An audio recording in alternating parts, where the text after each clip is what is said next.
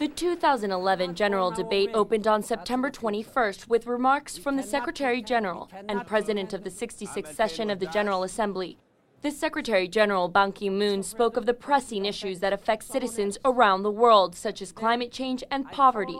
During a speech, the chief of the UN called for action and mentioned women's growing role in finding solutions to global issues.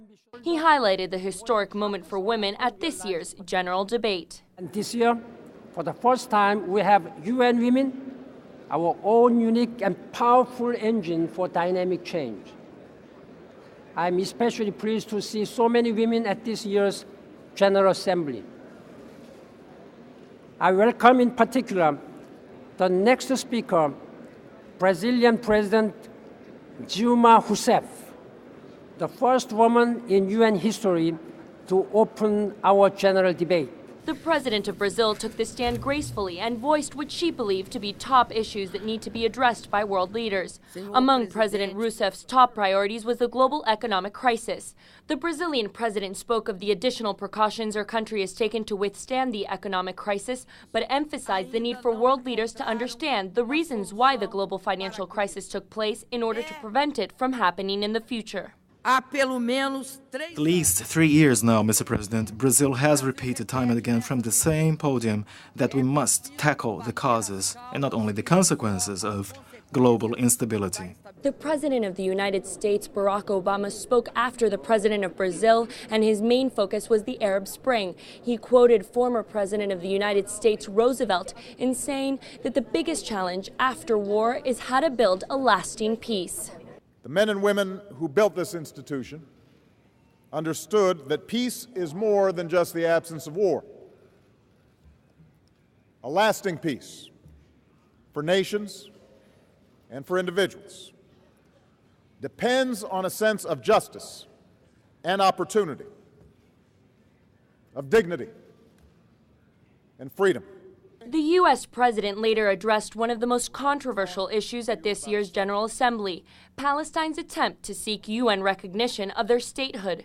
President Obama argued although the U.S. has extensive loyalty to Israel, both sides need to address their issues with more understanding. Each side has legitimate aspirations, and that's part of what makes peace so hard.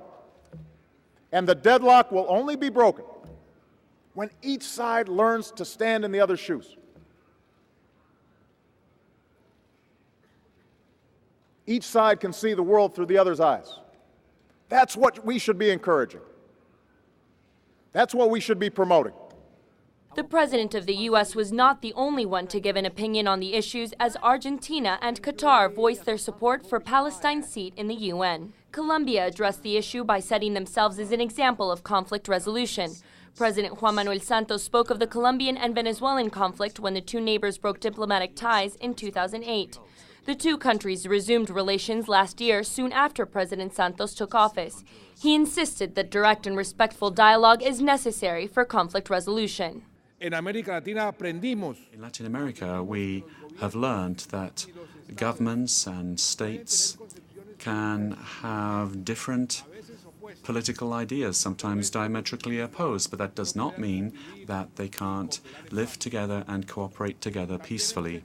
The leader of Jordan, King Abdullah II, gave his perspective as a neighboring country to the conflict. We in Jordan are also working with our partners to address another global danger: the immense negative impact of regional conflict. And the central crisis, the single greatest driver of division and instability, is the Palestinian-Israeli conflict. We are today at a dangerous impasse. While many of the countries addressed issues such as climate change, the global economic crisis, and the Arab Spring, the president of Mexico, Felipe Calderón, said that everyone had the responsibility to address narco-trafficking.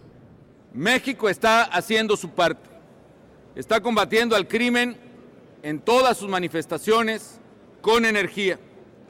Pero es necesario, ahora más que nunca, que países consumidores de droga realicen acciones efectivas para disminuir radicalmente su demanda. World leaders and representatives of the 193 member states will be speaking at the General Assembly to voice their top concerns through September 27th. Michelle Bege for South South News, United Nations.